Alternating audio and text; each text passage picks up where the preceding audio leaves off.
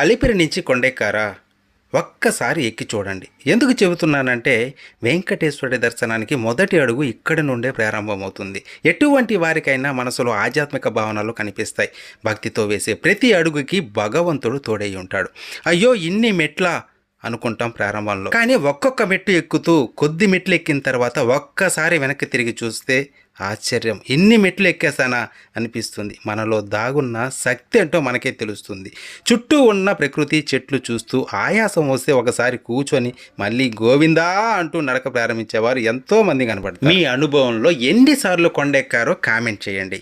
అసలు దేవుళ్ళు కొండలపై, గుట్టలపై ఎందుకు స్థిరపడతారో తెలుసా? మన కోసమే. అవును, ఎలాగంటే మన ప్రయాణంలో అలసిపోవడం వలన మన ఆలోచనలు శూన్యమవుతాయి. గమ్యం ఒక్కటే గుర్తుంటుంది. దేవుడిపై ఏకాగ్రత కలుగుతుంది. మెట్లన్నీ ఎక్కిన తర్వాత ఇక ఆనంద నిలయ గోపురాన్ని చూస్తే కలిగే ఆనందం ఇంత అంతా కాదు కదా.